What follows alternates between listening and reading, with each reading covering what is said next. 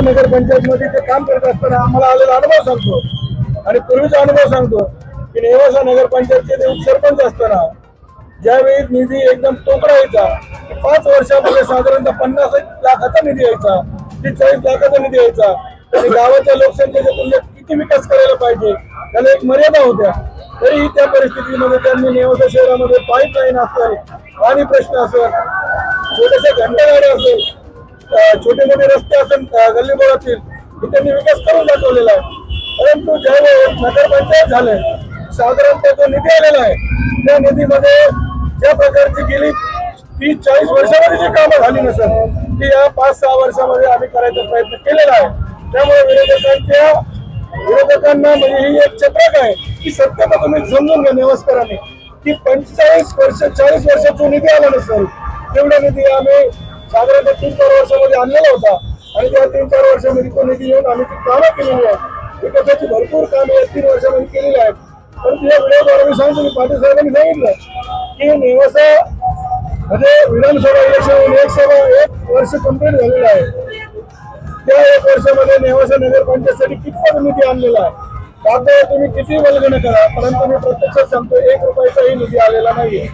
त्यामुळे नेवासा नगरपंचायतची जे इलेक्शन आम्ही आम आदमी पार्टी क्रांतिकारी शेतकरी पक्षाकडून लढतो त्यापेक्षा आम्हाला आता कोणावर टीका करायचं नाही. त्यांनी काय केलं काही सांगायचं नाही.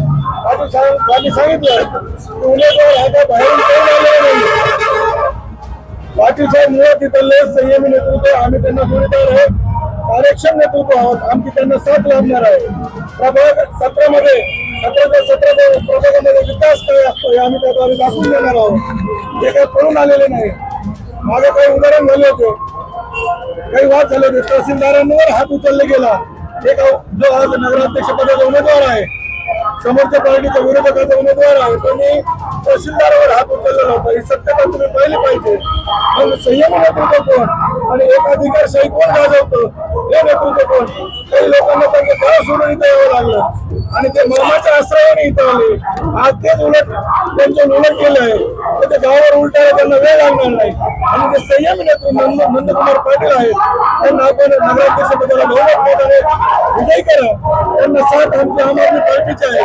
आम्ही त्यांच्याबरोबर खुर्चीला तिथे बसणार आहोत आणि शहराचा विकास करण्याचं धोरण आहे.